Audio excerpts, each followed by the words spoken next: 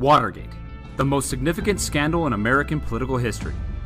So what was the Watergate scandal?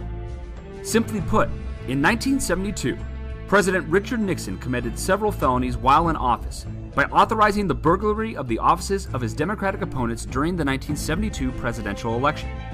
He committed several more by bribing those involved to keep them from implicating his role in the crime, and by misleading investigators and destroying evidence that would have proved his guilt.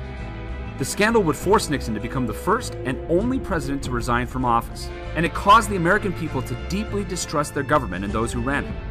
July 27, 1974. The House committee approves 3 articles of impeachment for President Nixon. Impeachment is when a sitting president is put on trial in the Senate after being accused of crimes while in office. If convicted by the Senate, the president is removed from office and could face prison.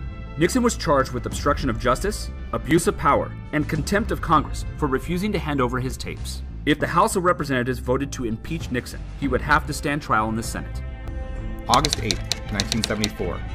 With overwhelming evidence of his criminal guilt and hoping to avoid impeachment and an almost certain conviction in the Senate, Richard Nixon announced his intention to resign the presidency. Therefore, I shall resign the presidency effective at noon tomorrow. Vice President Ford will be sworn in as president at that hour in this office. Nixon never admitted any wrongdoing, even as several of his former advisors were convicted of crimes related to the Watergate break-in. Noon, August 9, 1974. Nixon becomes the first and only president to date to resign the office of the presidency. His newly appointed vice president, Gerald Ford, was sworn in as the 38th president of the United States. September 8, 1974. In an effort to move the nation past the shame of the Watergate scandal, President Ford addressed the nation from the Oval Office and granted a full presidential pardon to Richard Nixon for any crimes he may have committed against the United States. And by these presents do grant a full, free, and absolute pardon unto Richard Nixon for all offenses against the United States. This meant that Nixon would never face jail time for any crimes that connected him to the Watergate burglary.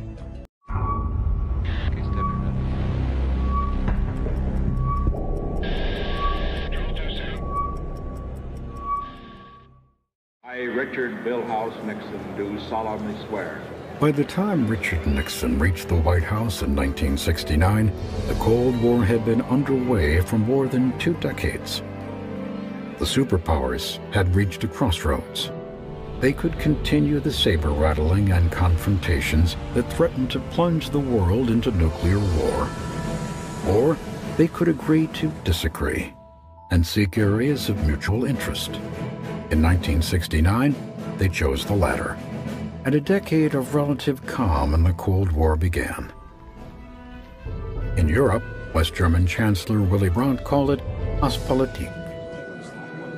In the United States, Nixon and his national security advisor Henry Kissinger called it détente.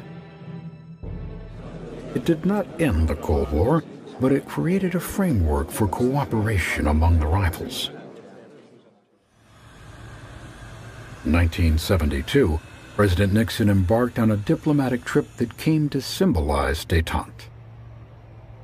When he touched down at Capitol Airport near Peking, Nixon became the first American president to be welcomed in the Communist People's Republic of China.